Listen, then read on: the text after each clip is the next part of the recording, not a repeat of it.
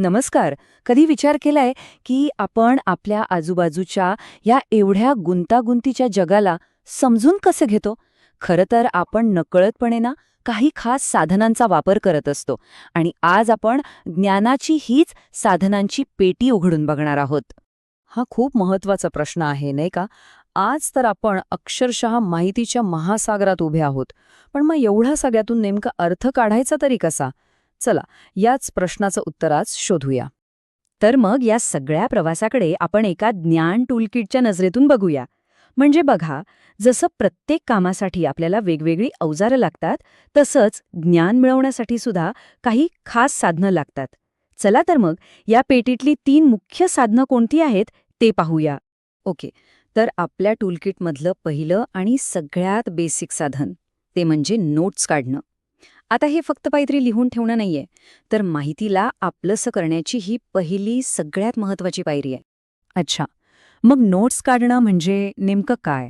सोप्या भाषेत सांगायचं तर कुठूनही मिळालेल्या माहितीतले महत्वाचे मुद्दे टिपून ठेवणं. पण थांबा, हे फक्त शब्द उतरवून घेणं नाहीये हां. तर त्या माहितीवर विचार करून तिला स्वतःच्या विचारांची जोड देण्याची ही एक प्रोसेस आहे. बरं, पण ह्याने होतं काय नक्की? नोट्स काढल्यामुळे फक्त रिव्हिजन करणं सोपं होत नाही, तर ती माहिती आपल्या डोक्यात खूप जास्त काळ टिकते. आणि सगळ्यात भारी गोष्ट म्हणजे आपल्या डोक्यातल्या इकडच्या तिकडच्या कल्पनांना एक व्यवस्थित, संघटित रूप मिळतं. म्हणूनच हे आपल्या ज्ञान टूलकिटमधलं एक खरंच पॉवरफुल साधन आहे. ठीक आहे, तर वैयक्तिक साधनाकडून आता आपण वळूया एका सामूहिक साधनाकडं, साहित्य. साहित्य हे असं काहीतरी आहे जे आपल्याला वेळेच्याही पलीकडे घेऊन जातं, थेट मानवी अनुभवांच्या एका प्रचंड मोठ्या जगात. खरंय, हे एकच वाक्य साहित्याबद्दल सगळं काही सांगून जातं. साहित्य म्हणजे फक्त शब्दांचा खेळ नाही, अजिबात नाही. ते तर आपल्या जगण्याचा, आपल्या भावनांचा, आपल्या सगळ्या अनुभवांचा एक आरसा आहे. पण एक मिनिट, साहित्य खरंच फक्त आरशासारखं काम करतं का? इथेच ना 2 वेगवेगळे विचार समोर येतात. एक गट मानतो की साहित्य हे जीवनाचं प्रतिबिंब आहे, म्हणजे जे जसं आहे तसंच ते दाखवतं. तर दुसरा गट म्हणतो नाही, साहित्य हा आरसा नाही, तर तो जीवनावर धरलेला एक भिंग आहे, जो आपल्याला जास्त खोलवर विचार करायला लावतो. आणि खरं सांगायचं तर हे दोन्ही दृष्टिकोन खूप महत्वाचे आहेत.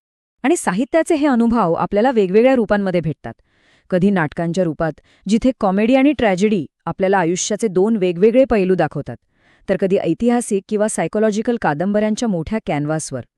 कविता आपल्याला इमॅजिनेशनच्या दुनियेत घेऊन जाते आणि लघुकथा, ती तर आपल्या रोजचा जगण्याच्या अगदी जवळची असते.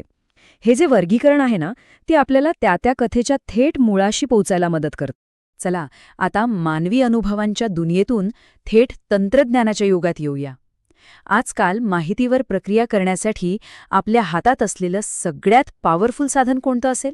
तर ते आहे संगणक.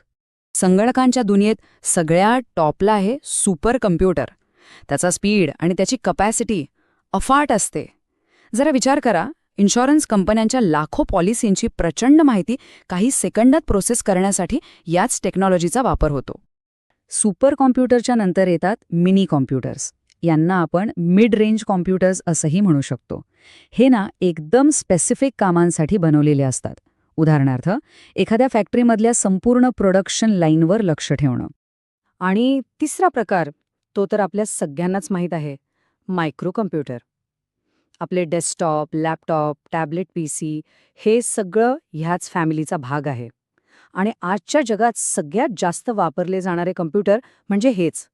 आता या तिघांच्या पॉवरमध्ये किती मोठा फरक आहे हे बघण्यासारखं आहे. एका बाजूला सुपर कॉम्प्युटरचा स्पीड अगदी आभाळाला टेकलेला असतो, तर दुसरीकडे मिनी कॉम्प्युटर हा मधल्या लेव्हलला असतो. आणि मायक्रो कॉम्प्युटर आपल्याला आपल्या गरजेपुरता स्पीड देतो. खरं तर त्यांचं कामच ठरवतं की त्यांच्यात हा क्षमतेचा फरक का आहे. तर मग आपण आपल्या ज्ञानाच्या टूलकिटमधली ही 3 वेगवेगळी साधनं बघितली. आता वेळ आहे या सगळ्यांना एकत्र आणून पाहण्याची. म्हणजे थोडक्यात काय, तर आपलं ज्ञान टूलकिट या 3 साधनांनी कंप्लीट होता. स्वतःच्या आकलनासाठी नोट्स काढणं, मानवी अनुभवांच्या खोलात शिरण्यासाठी साहित्य आणि माहितीच्या या अथांग समुद्राचं विश्लेषण करण्यासाठी संगणक. पण जाता जाता एक प्रश्न मागे उरतोच. माहितीच्या या सतत वाढणाऱ्या जगात भविष्यात आपल्या या टूलकिटमधलं कोणतं साधन सगळ्यात महत्त्वाचं ठरेल? आपली स्वतःची समज म्हणजे नोट्स काढणं, की पिढ्यानपिढ्या चालत आलेलं मानवी शहाणपण म्हणजेच साहित्य, की मग टेक्नॉलॉजीचा हा डिजिटल वेग? विचार करण्यासारखा प्रश्न आहे, नाही का?